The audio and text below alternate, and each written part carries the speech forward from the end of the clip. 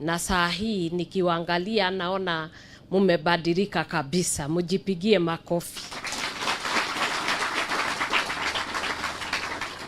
Kwa walimu wetu, madaktari, psychologist na wale wote wamekuwa wakiangalia hawa watoto wangu, natoa shukrani kutoka kwa moyo wangu wote, na ninasema ni asanti kwa sababu mmefanya kazi ngumu sana.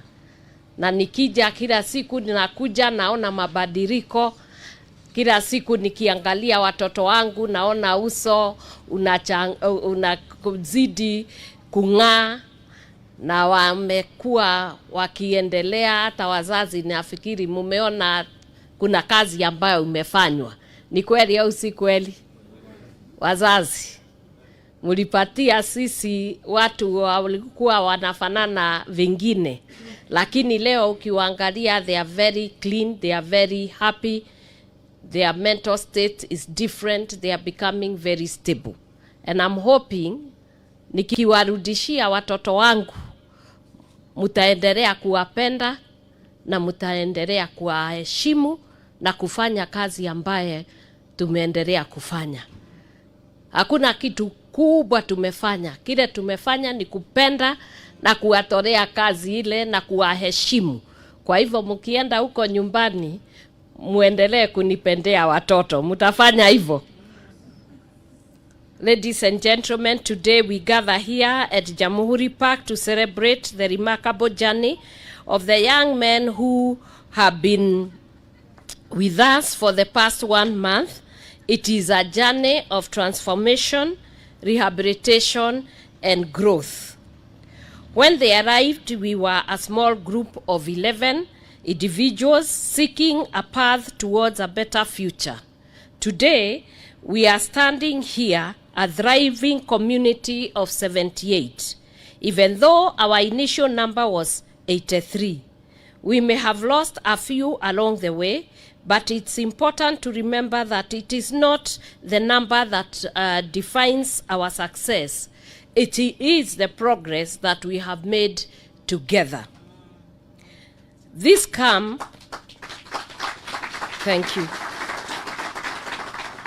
This camp provided you with a safe space where you could uplift and support one another.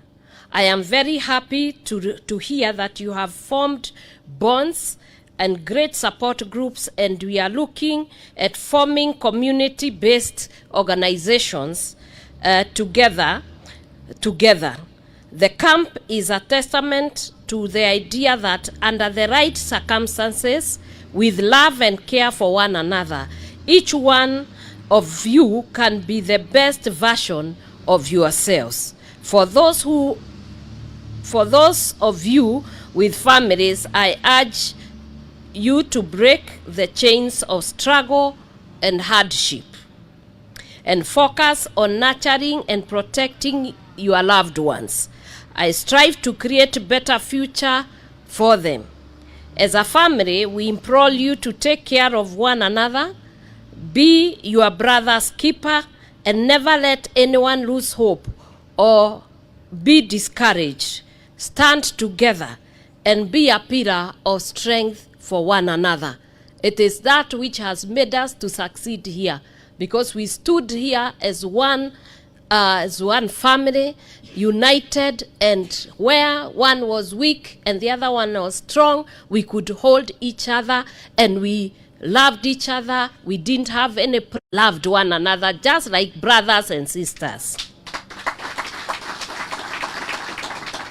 The book of Hebrews 10, verse 24 and 25 says, "And let us consider how we may spur one another on towards love and good deeds, not giving up meeting together, as some are in the habit of doing, but are encouraging one another, and all the more as you see the day approaching."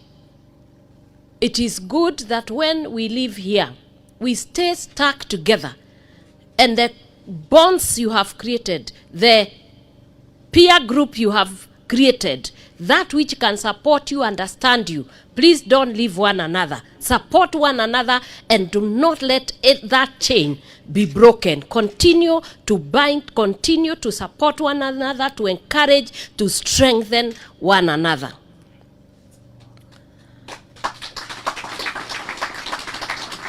Before I conclude, I want to acknowledge and express my gratitude to all the partners, the ASK ground management, our host, the Red Cross. Mr. Omolo, thank you so much. You have really guided this course, and may God bless you, because nobody can be able to pay you for what you are doing. But there is a God in heaven, and the joy of and satisfaction that we are feeling as parents and the people that you have worked with, may God truly establish you and your family. There is Mr. Charles and the team of medics, counselors and the volunteers, the hospitality team, and the office of the spouse of the deputy president, who are my staff. They have been here, and you have all done incredible job. Men and women I could not do without. I may have a vision, but if that vision was not worked together with you, I don't think I would have been able to get where I've gotten. And so I'm really thanking you for this journey that you have caused these young men, my sons, to go, and the kindness, the expertise, and the selflessness that you have shown has really touched my heart, and as it is transforming the future of my sons, may your life also be transformed. Today is not the end, but the beginning of something new and something exciting. We believe in you, and we look forward to witnessing your continued growth and success.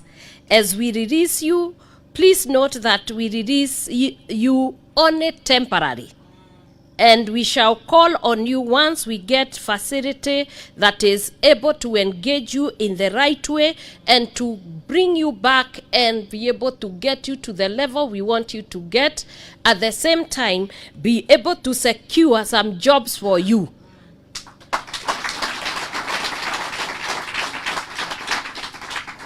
There are also those who had lost your identity cards, and we took your fingerprints. I am sure that one will be coming, and we'll be able to call upon the groups and the pastors whom we are releasing you to.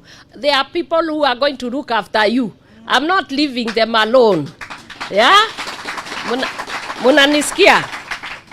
As well as I want you to know that also we are working on training and placement for your future, because we had to leave this ground because there is going to be a show.